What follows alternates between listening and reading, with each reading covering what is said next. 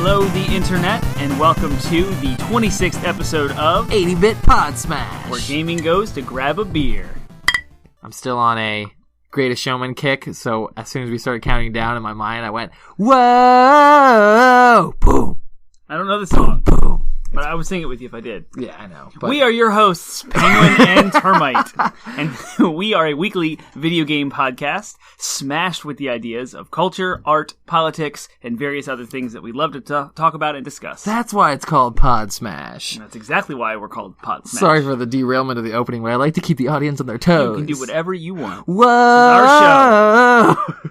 Excuse me while I take a sip of some beer. Some beer. So we're drinking PBR once again for the second week in a row. Yes. Because we still have some from last week. Exactly. And we are poor. There's that. And or we're also cheap. trying to watch what we eat and drink. We're both kind of like trying to slim down a little bit. You know, we're still moving those.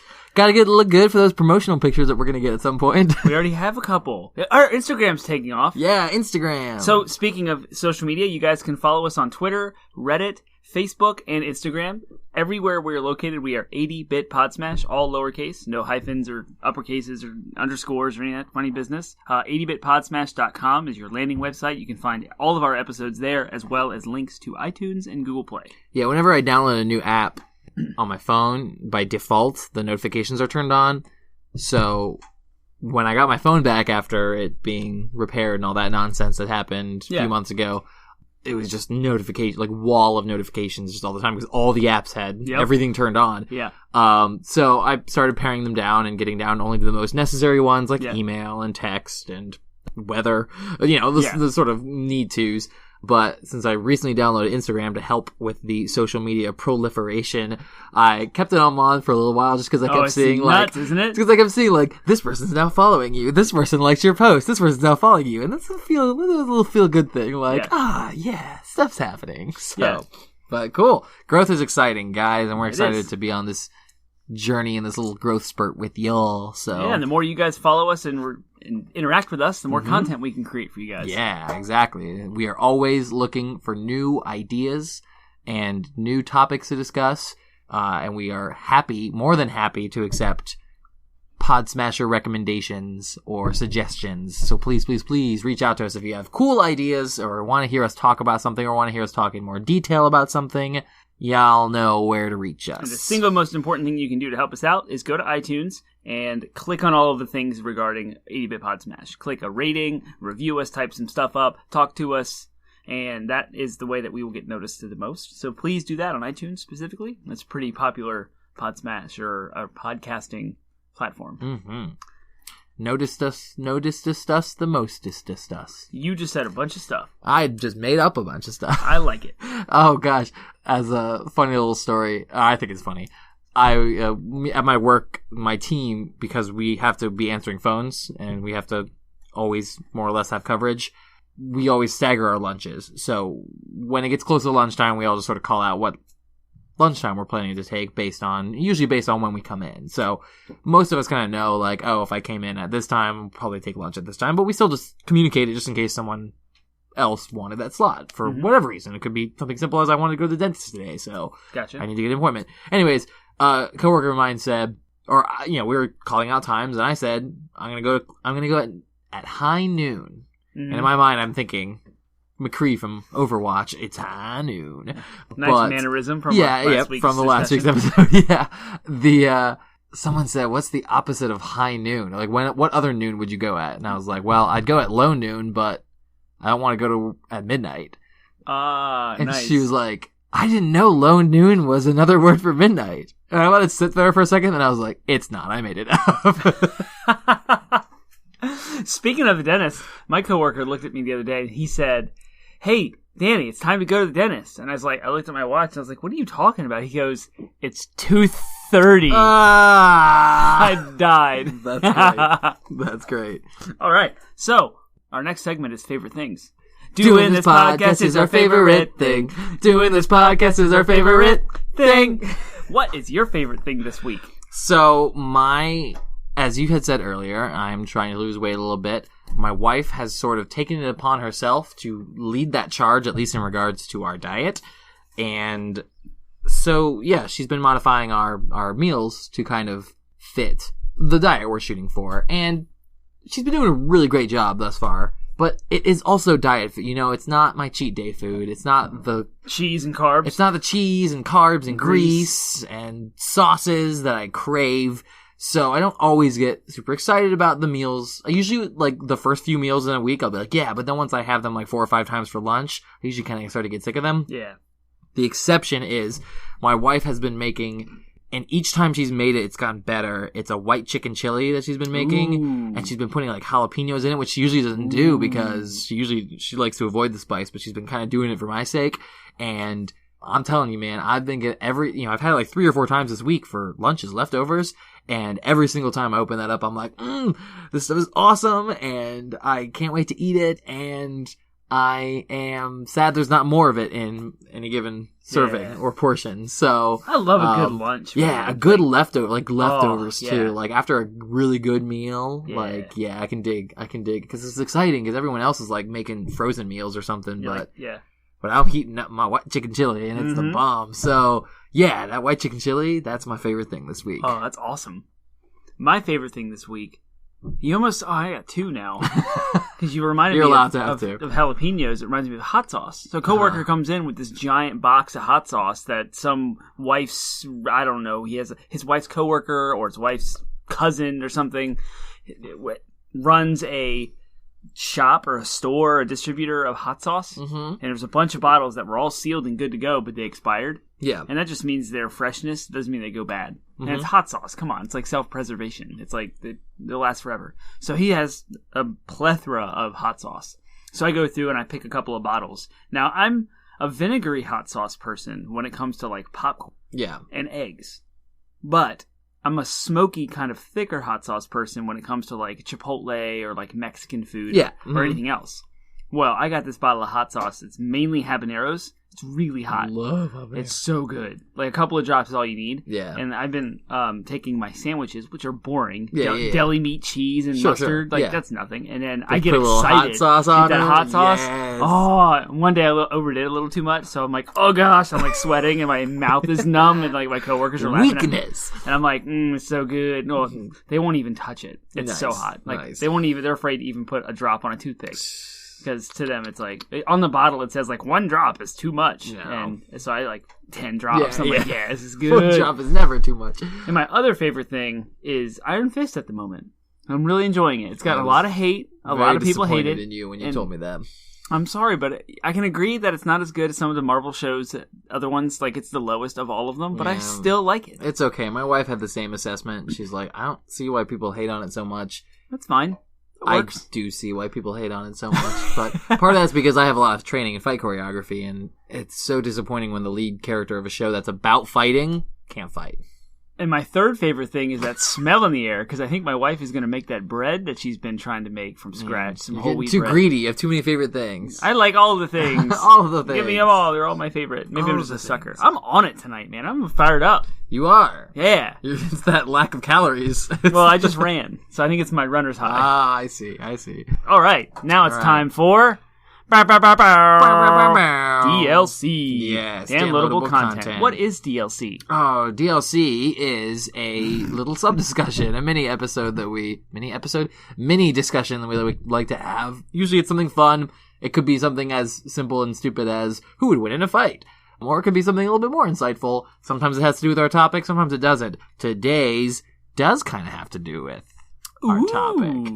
But before I get too far into DLC, I would like to share with our audience that as those who have maybe listened to our last episode, episode 25, we did suddenly and impromptuly workshop a new segment that is called What Are We Playing? Oh, we did.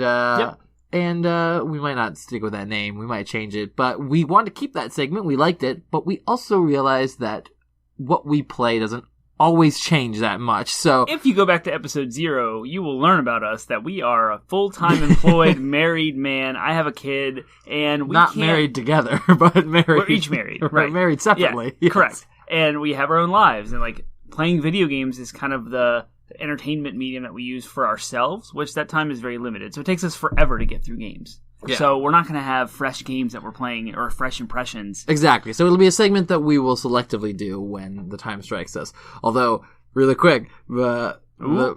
The mentioning of Did you get a game on sale? us being married. No, the mention of the idea of us being married to one another made me excited for whatever intrepid Podsmasher decides to draw some yaoi of us on DeviantArt whenever that happens.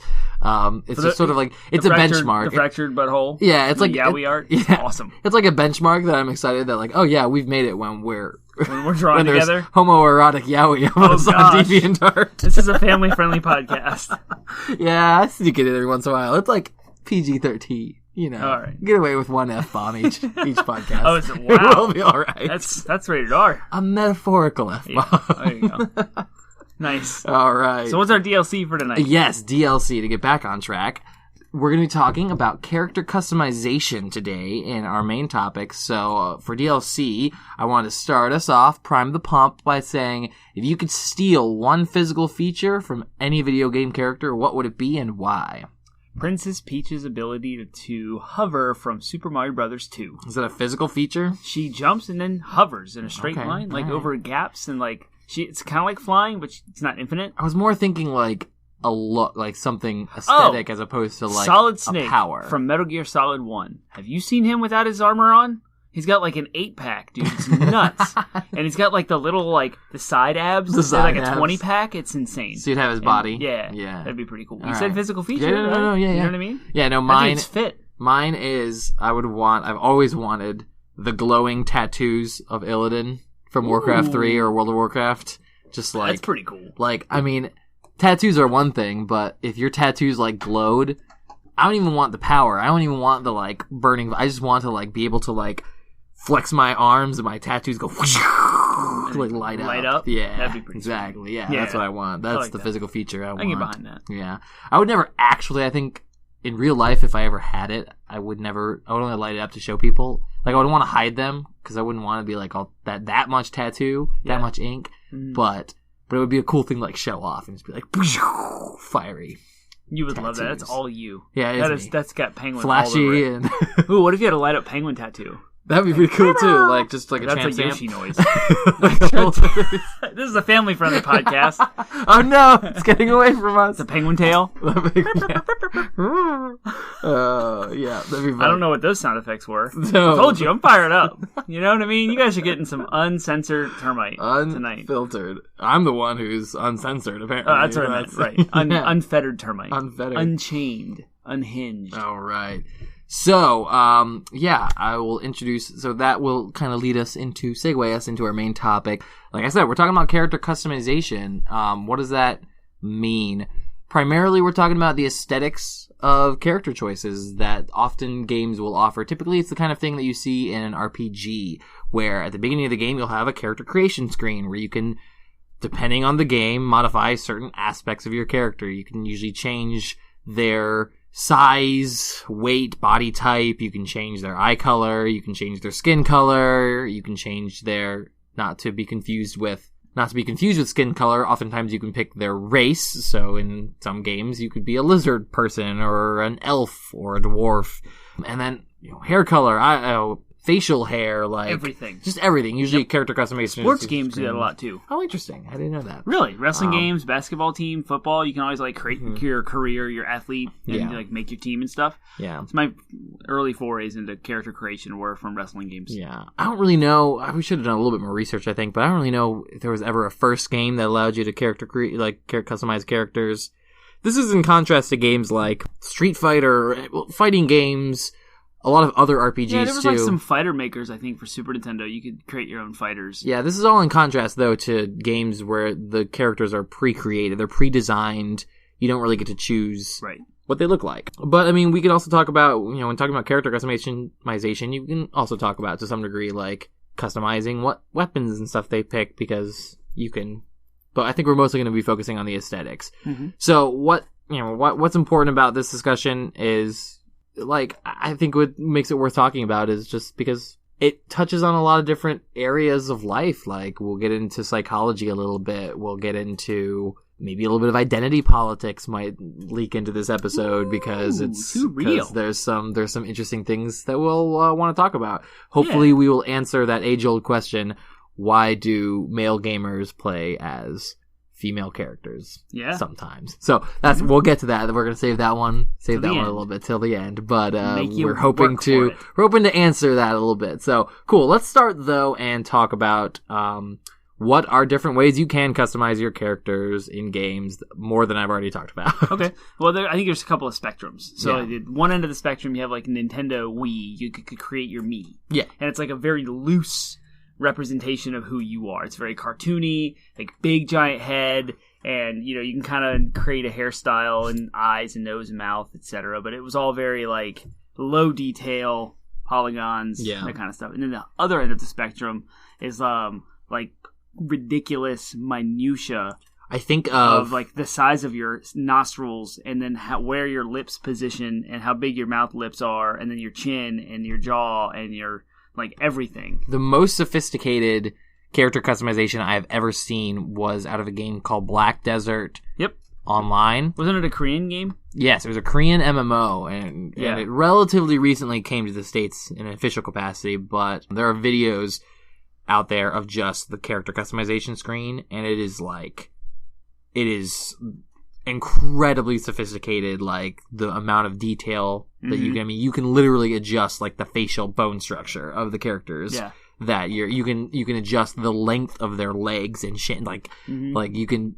It's not just like, oh, make them taller. Like, no, you can like make their legs bigger or their torso bigger. Or it's like arm length. Yeah, exactly. So there are some games out there that offer just like an absurd level of sophistication with character customization. Yeah, and then like personally, that overwhelms me. Oh like, yeah, that's too much. Yeah, like, give me some like limit those options down. I like customizing, but not that much. Yeah, and I think I'd like to think of a triangle, a third, like a tertiary way is games like Splatoon, where you can kind of just put clothes on your character and like have maybe like 3 hairstyles to choose from. You can't change their facial features. You can't change their body. It's just like boy, girl, skin color, hair out of 5 styles, and that's it. And then like some clothes.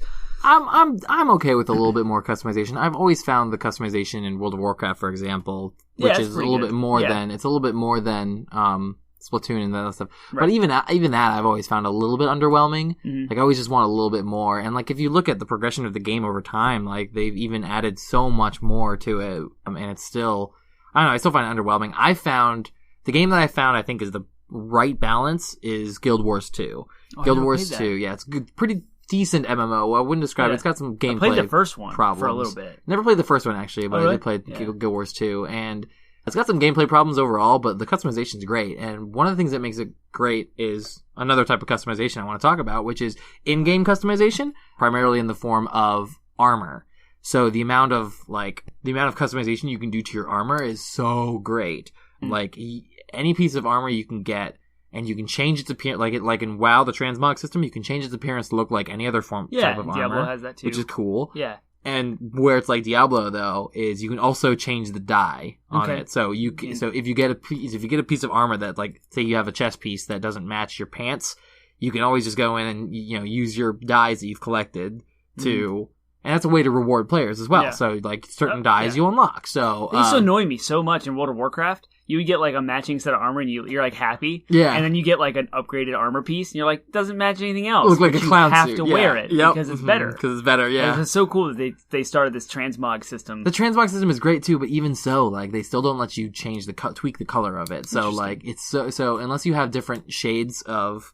So, like, some armor models in the game will have different shades, like there'll be a blue version of it and a black version of it, but even so, sometimes blue and blue clash depending on the shade, and like it still doesn't always look good, and even so you still have to have that exact color. So you might have like a hood that looks really cool and you want to put it with some shoulders or a chest piece that you like, but if you don't have the exact shades of it, and even if you do, like, they don't always match. That's why Guild Wars is so nice and sophisticated, because it's like, oh yeah, that shade of green isn't quite the one I'm looking for, I'm gonna just dye it and boom, like, you're set, you're good. Yeah. So I like that. So I like a game that's got good customization before game, like pre-game customization when you're creating your character, but that also allows you to customize as you go in game if you find that you need to just make adjustments. Yeah. I really I think that's kind of I found that as a good good balance. Splatoon kind of has that too. You can upgrade the gear to be so that no gear looks gear is better than others originally, but you can upgrade bad gear to be the same as the good gear. Yeah, and you can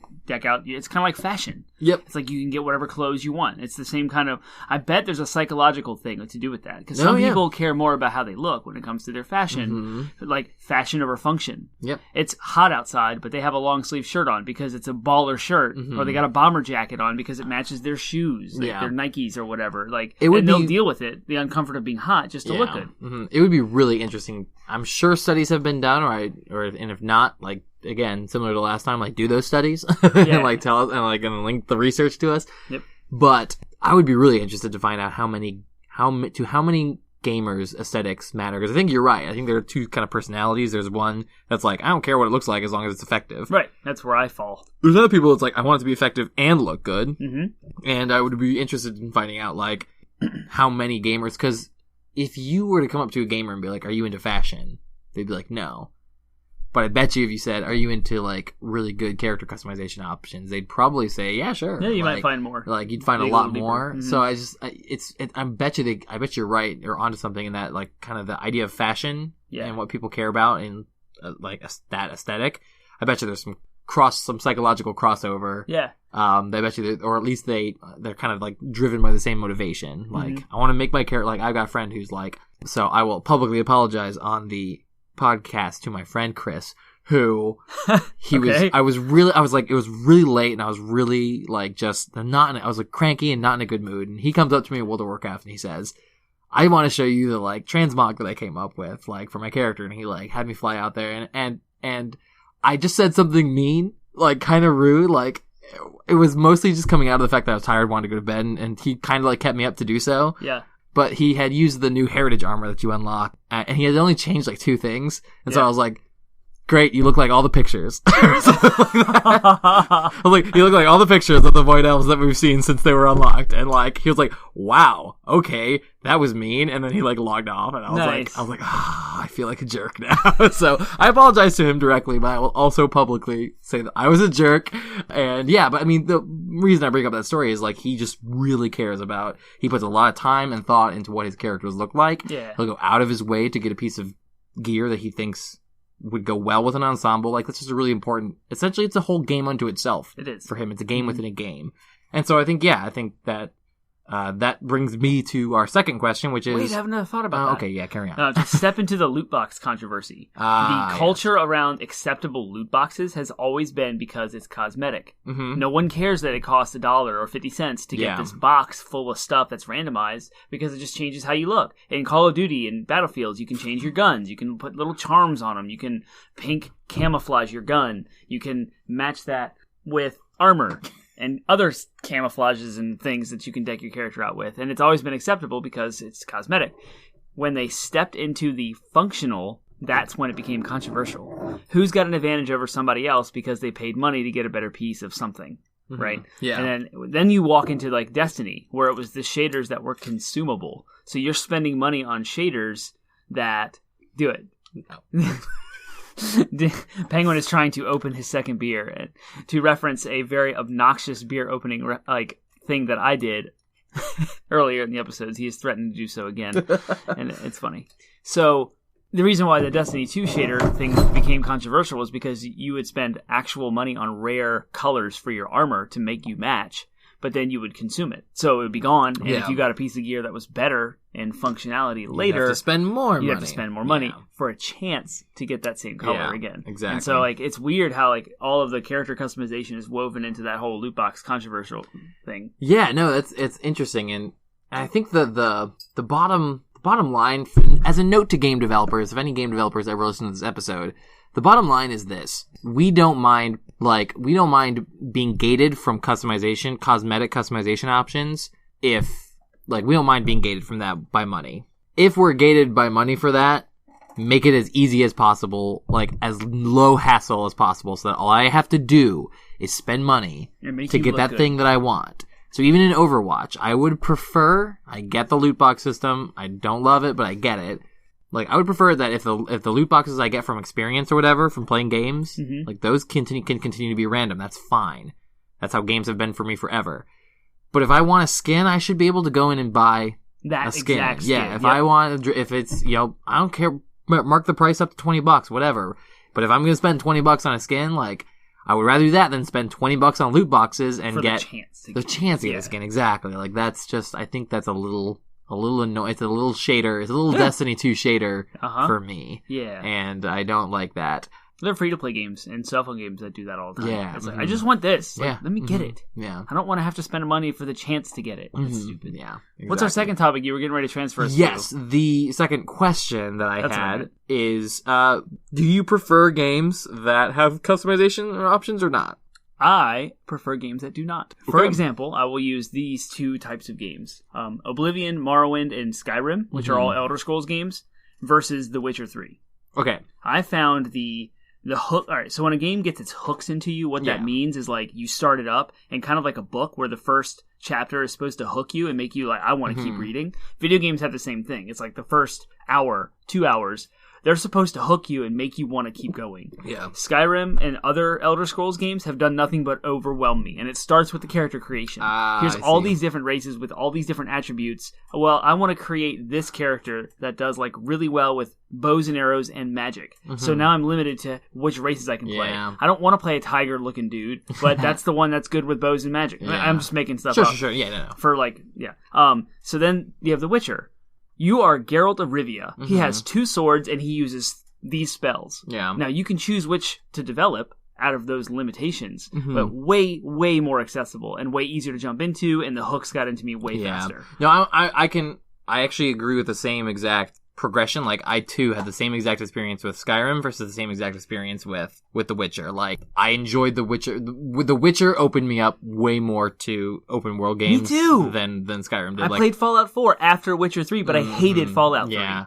That's so funny. Yeah, I know, it's interesting. That said, I'm a bit on the fence. I think it's really circumstantial as to whether or not I prefer character customization. I do really think in many cases it's like, if it depends on the game for one, and it also depends on like what the game does well.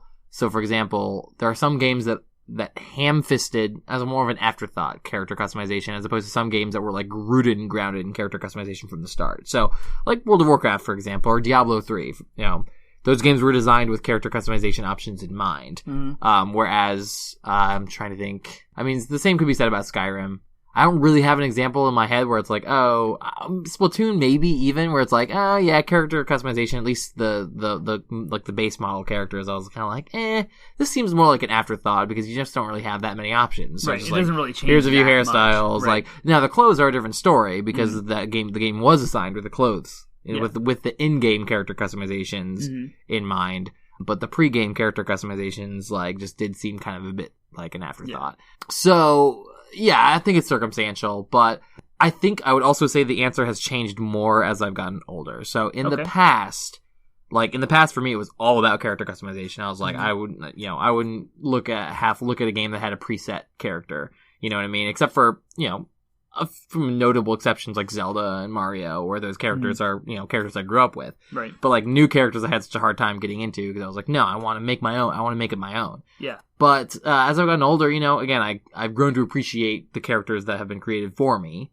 as I've gotten older. So, a great example of that is Aloy. It's like, nope, I have no desire to want to like change anything about you. You're fine the way you are. Yeah. Like I just want to experience your story. That's kind of how I've changed as I've gotten older. Cool. Let's move on to the next question, which is, when you do come across a game that has character customization, what's your methodology, whether it's conscious or subconscious? How do you go about creating a character? What things do you consider? What's important to you when customizing your character? My entire 2/3 of my life of gaming, so like 20-some years, every time I was met with customization of a character, I'd create myself. Okay. I put me in the game. That just like made the game more personal. I'm experiencing it as if it was happening to me, kind of like a daydream sort of like play, like comparing it to like a child outside playing by himself kind of thing. Like you are you and you're trying to experience the story as if it were happening to you. But later in life, I started to experiment with other things. I'm like, this game seems like it would be cool if a black guy played it. Yeah. And I would create a black dude who I thought was like this baller-looking dude who's awesome. Or I would create an Asian guy and like, he's going to be amazing. And so I want to experience it through that view. Or I would create a girl and I'd play as a girl for a while. So more recently than not, I'm now like not as focused on playing the game as if it were me. Yeah. Mm-hmm. So that's... Yeah, I've done both too, I think. I think is the bottom line. Like, I know that my me I made after myself. You have to make those as you. Because it's hilarious how actual likeness comes out. Yeah. Given the very limited amount of creativity you can do. Or even it's kind of like those like Bitmojis, I think is what they are called. Yep. Where it's like, no, this is what you think you look like. Because everyone has a different kind of, like, it's always funny to like give someone else the reins, be like, you make this as if you make me, like someone else making you, because it's like, oh, that's what they see when they see me. Yeah. You know what I mean? As opposed to what you see when you see yourself. Right. Because your perception of yourself is different. Yeah. Is very different. You're like, especially because we don't actually spend that much time looking at ourselves. Right. Like, we only ever see ourselves in the mirror or in pictures. Right. And we don't spend as much time studying our features as someone like our spouse does. So my wife knows what I look like probably better than I know what I look like. Which is an interesting thought. So, yeah, that's all just aside to say that's all just aside to say that I have done both before and made a character try to look like myself. I've done the thing where I've tried to make a character look like the idealized version of myself in my head. But way more often than not, I'm with you, where it's like... It's just remember, like, South Park's anime, Last Fighting Love. And they're like these ridiculous anime versions of themselves. It's awesome. Yeah. Anyway, go ahead. Way more often, though, I'm with you. I kind of create a character that I think is... like relevant to the story that I'm trying to experience, or the fantasy, you might say, the fantasy I'm trying to have. WoW recently came out with some good terminology when discussing their game development, their game design, and for the most recent expansion, Legion, their whole thing that they talked about during development was, we're making this expansion all about the class fantasy. So when you're playing a rogue, they wanted the fantasy of playing a rogue to be very strong, and they wanted that to be distinct within the specializations as well. So they wanted the outlaw rogue to feel different from the assassination rogue. So they wanted to be like, one is like this swashbuckling pirate class that shoots a pistol from his hip and stuff like that. They wanted the other one to be much more of like a stealth and poisons kind of character. So that whole idea, I've been thinking a lot about, since that expansion, I've been thinking a lot about class fantasy, or even just, the game fantasy. And like, so when I'm creating a character, I want it to align with the fantasy I'm trying to create, that I'm trying to experience. Yeah, you've just put into really good words exactly what I was trying to say. It's like, I think this game would fit a black guy. I think this game would fit an Asian guy. I think this game would fit a girl. I think this game would fit a dude with a tattoo on his shoulder of like a panther, or I would think this dude with a Super Saiyan hairstyle. One of my favorite, like, it's always going to stick in my mind, but one of my favorite characters I ever created in any game, this will be funny, you'll get a kick out of this, was one of the WWE games. Like one of the wrestling games. I don't remember which one. Was it for Nintendo 64? It was that or like a PlayStation. It might have been PS2. Okay. But I created this character, I think it was SmackDown, because that sounds really familiar. I created this character in the game that was a character that I had created in a story in my head called Apocalypse. Yeah. And he had it was ridiculous. It was the most wild. He had a trench coat with some kind of symbol or whatever on the back. And then it was a black and red trench coat. And then he had silver Super Saiyan hair, like Goku Super Saiyan hair. And then he had blue tattoos all over his body and red glowing eyes and slate gray skin.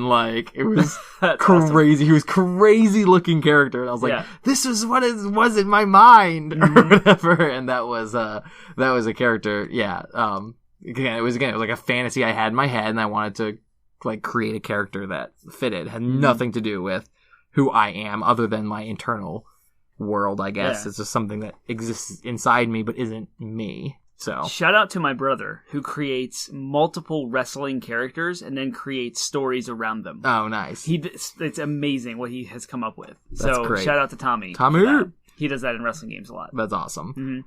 Cool. So I think this is a good segue into our big question that we want to discuss today, which is, it's a phenomenon that's well known in video games, especially games that have a lot of customization, especially games that allow you to make the cosmetic choice of being a male or a female.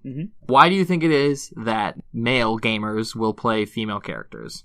So the only way, I think the best way to approach this answer is to just speak for yourself. Sure. Because it'd be super judgmental and it would do this topic not injustice. It would do it injustice if you were to try to generalize. Yeah, generalize anyone's motivations or try to think outside the box. Yeah. So I can only speak from my own experience. That said, I have vastly changed my entire outlook. I have come from right now. I will literally stand on the liberal democratic side of the fence when it comes to women's rights and women's voices being heard and the issues there. So you want to get political, I will be 100% on the left side of that fence. I will support women wholeheartedly. I supported that march in DC that happened. I love what they're saying. I love that they're getting a voice, and I love the traction that's happening. I just want that to shape the audience's context of what I'm talking about. And that is vastly different from what I was growing up. So I used to look down on people who would play girls, like guys who would play girls. I would be like, why would you do that? Like, it's either it stems from some sort of weird homophobia or like some effeminate thing, or like it makes you look weak. Like, why would you want to be a girl? You might not identify as a man, and that's kind of weird. So like, there's multiple reasons why I would judge someone for that. And that's growing up. So the very first time I ever had to, and I say this, had to play a girl, was in the 90s when Gauntlet Legends came out for N64. Mm-hmm. All of my brother and his friends were older than me, so of course they took precedent for everything. They dictated who plays what. Yep. And like, all I had left were the girls, and it was like a Valkyrie and... The Valkyrie and the Archer? Yeah, one of the two, because all the other... Of course, they all had to play guys, Wizard, Warrior... Gauntlet Legends? Yeah, the first one. Yeah. There was less characters. Oh, no, Gauntlet Legends. Yeah. So it was only the two, Wizard and Warrior, that were only male characters. So I played a Valkyrie, which was a girl. Yeah. In that moment, I was excited.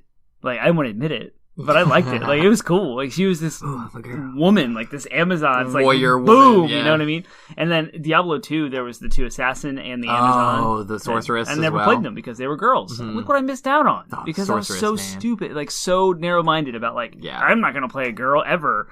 Well, growing up later on, Borderlands came out. Mm-hmm. At this point, I'd been married and like through college, and I loved Lilith. She is like my bae. She's my girl. It's interesting the three games you just pointed out, all of which fall into a sort of different category than what I'm trying to hit on, which is fine. But all three of those games, the play style of the characters is grounded in their identity as a male or female. Oh, right. So, like, you can't just choose to be the male version of Lilith. You can't just choose to be the male version of the Valkyrie in Gauntlet. Like, the gender of that character is fixed and determined by the developer for you. Right. But their playstyle is completely different from. Mm-hmm. Now, and it's interesting now, so I'll expand the question and sort of apply it then to you.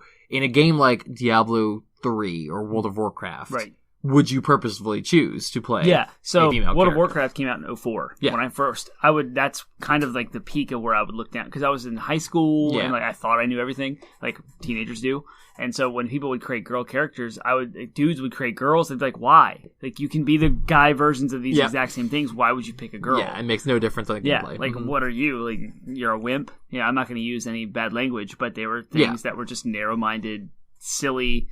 I would never say those things now, and I repented completely of all of those. But yeah, so now, today, I have created girl characters when I can choose between the two. Mm-hmm. So most recently, I've played Pokemon Ultra Moon. Okay. And you can choose between a guy or a girl trainer. Mm-hmm. Literally has no effect on gameplay. Exactly. Yeah. I chose a girl. Interesting. And why do you think you did that? I don't know. What's your reasoning? Yeah. Like, it just felt right. Okay. It was like, this is cool. I want to be a girl. Yeah. And I want to play. I love the name Zoe, Left 4 Dead, which again is a girl character that I was kind of forced to choose early on, but loved Zoe. Left 4 Dead or Firefly? There is a Zoe in Firefly. Yeah, she's amazing. She's awesome too. Yeah, I like her. So I just love the name Zoe. It started with Left 4 Dead, probably solidified by Firefly. Gotcha. And so every time I create a girl version of any character, I played Maya in Borderlands 2. Yeah, Is that 2 or the pre-sequel? 2, it's 2. Yeah. The Gunslinger's the girl in the prequel. Yeah, and I started her too. And every time I have a chance to name a girl, I always name her Zoe. It's kind of like Termite. Right. It's like my girl screen name. And so, like, I still don't know why I choose to play girls now, other than the reasons I listed earlier. Where like, this feels like it should be like a girl telling this story. Mm-hmm. And I've also come to fall in love with the movement of getting strong female protagonists. Yeah, like absolutely. Horizon Zero Dawn. You mentioned Aloy. Yeah, like, I love that games like that are coming out. Tomb Raider. And when they rebooted it, she wasn't just this polygonal object. Like, now she's a person, and she's more, like, real. Yeah. And they don't just treat her like a body. You know what I mean?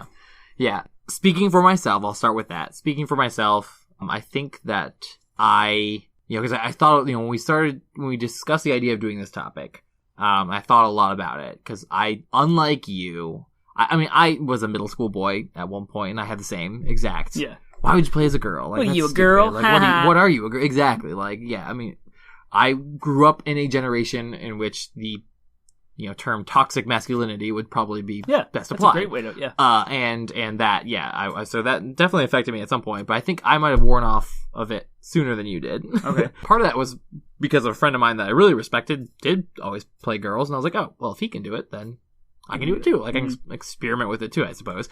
But for me, again, one could, very easily question, like, okay, what is the motivation behind this? Like, is there some kind of identity, gender fluidity thing going on here?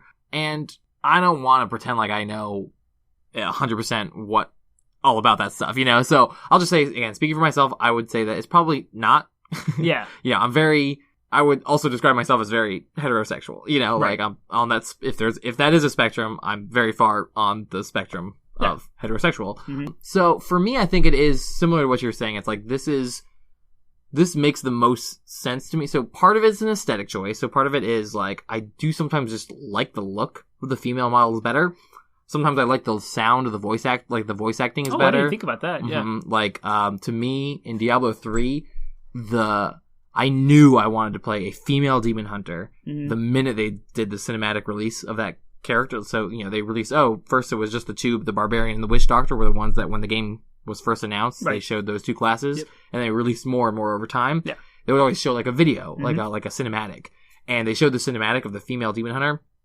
Just something about, like, A, the voice acting, and B, just the character design, like, resonated with me. Yeah. And, like, they sort of introduced this character as a story of, like, this woman, or this character, because you could play the male option as well, but this character was, like, her family was killed by demons when she was little, and so she spent her entire life, like, learning not how to kill and trap them, and there's some line the voice actress had where she's like, you can either be the hunted or the hunter. And, like, the way she said it and just everything, I was like, I'm playing the girl one. Like, I'm playing the girl one, like, just, like, everything about it, the aesthetics, the, like, high heels, but, like, again, it wasn't sexualized, but it was just, like, high heels, like, full body armor, hood over her, and then just, like, I'm shooting with 2 one-handed crossbows. Like, it was just so much about it was compelling to me, and I liked the idea of, like, again, like, maybe this reveals my own prejudices, but, like, women tend to be perceived as weaker, but that automatically puts them in an underdog position. So when when it's a woman, like Buffy the Vampire Slayer, when it's a woman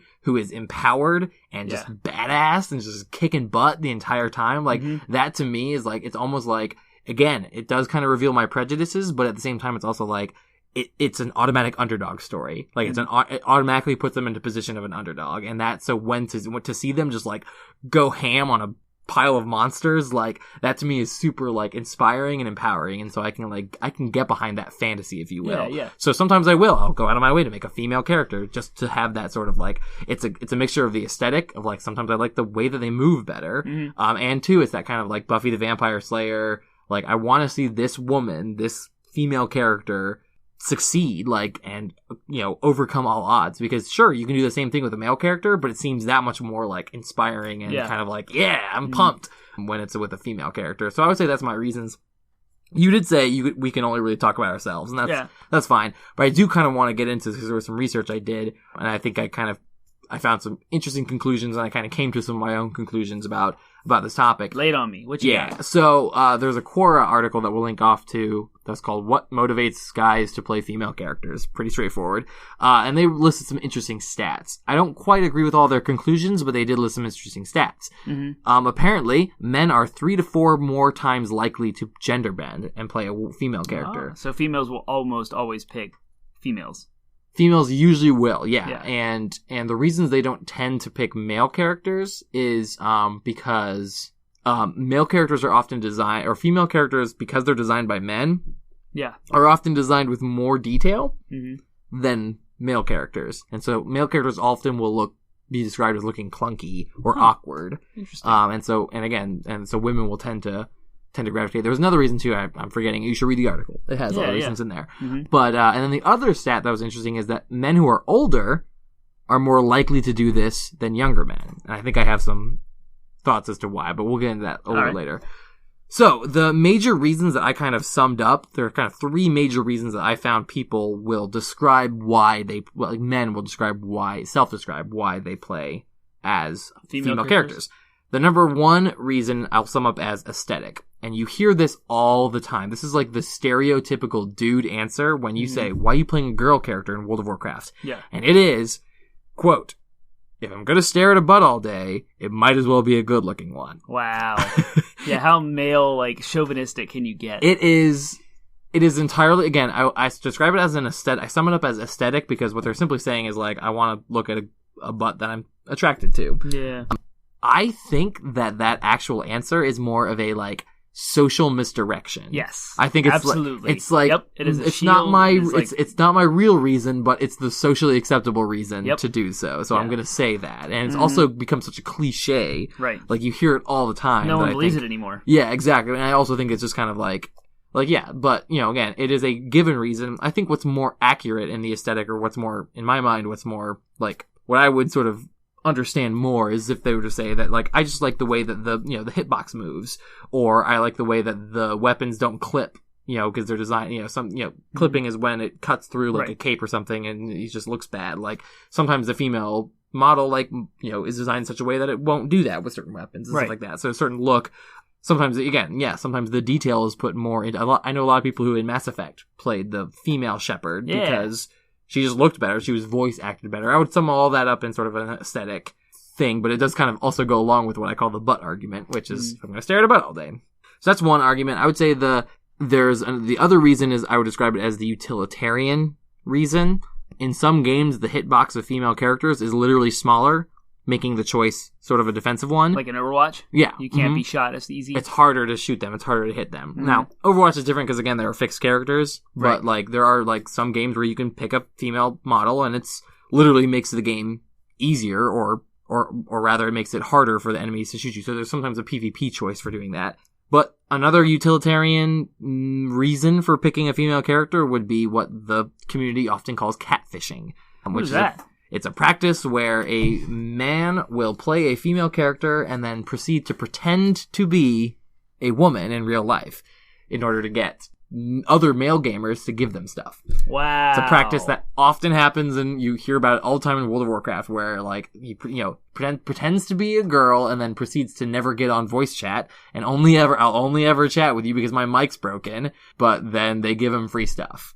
Wow. Go out of the way because, again, it's totally sexist. It's totally even the problem is rooted in the victim, in this case, the victims, if you will, of catfishing are why would you just sort of take someone at their word and give them free stuff? Why would you treat a female gamer, even if they are actually a female gamer, why would you treat them any differently? Yeah. So I don't completely if you're going to fall for catfishing, you, in my mind, kind of deserve it. Maybe not, but kind of. It's a little poetic justice because you shouldn't be treating women in games that way, anyways. Exactly. Especially if they're not. I won't say asking for it. I know that's but especially if they're not going out of their way to solicit that. If they're just leave me alone. I want to play the game. I want to just be treated like a human being instead of just someone who you want to have relations with. You know, just treat people if you. It wouldn't be catfishing. Wouldn't be a problem if people just treated each other as normal people in the game. Right. But the practice of catfishing is also kind of crappy too.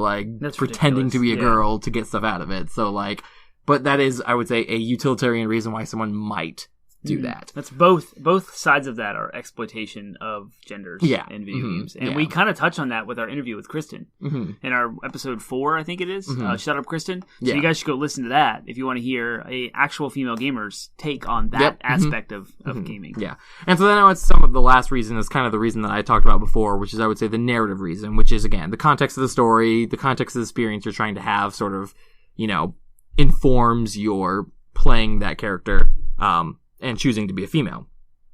All 3 of those kind of rely on this idea of non-representation.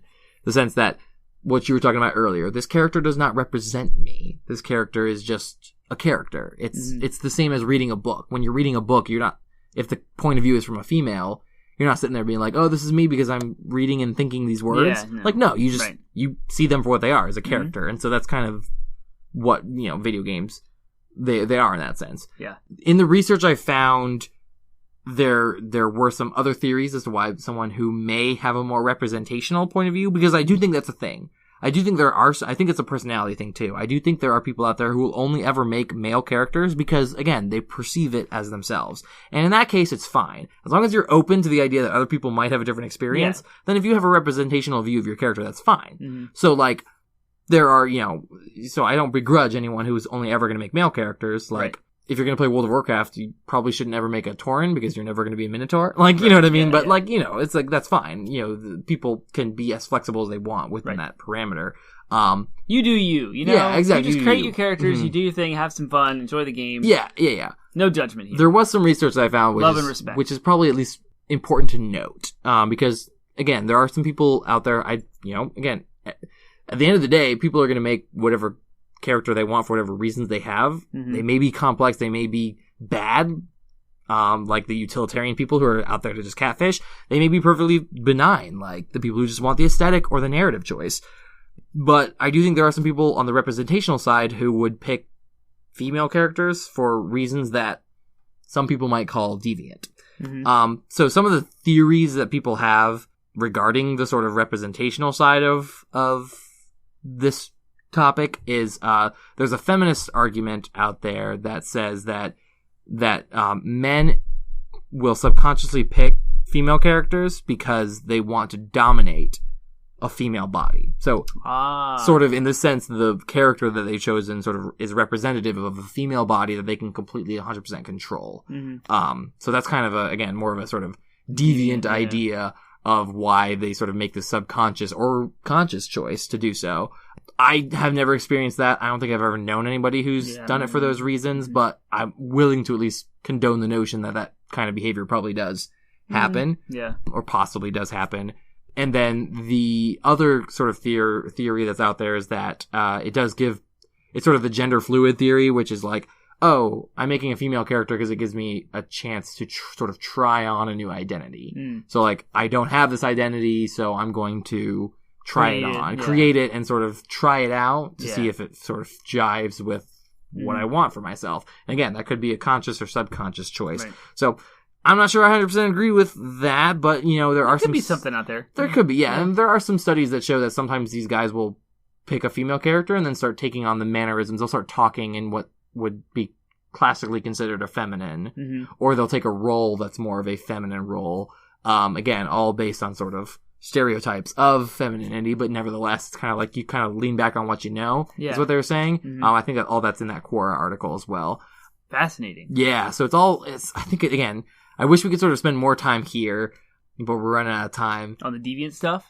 You want to spend more time on the deviant stuff? Yeah. No, I mean, but just sort of on the sort of discussion overall, it's like these motivations as to why guys do these things, or why, and again, I would want to talk more about like why women do or don't. Yeah. Too would be really interesting.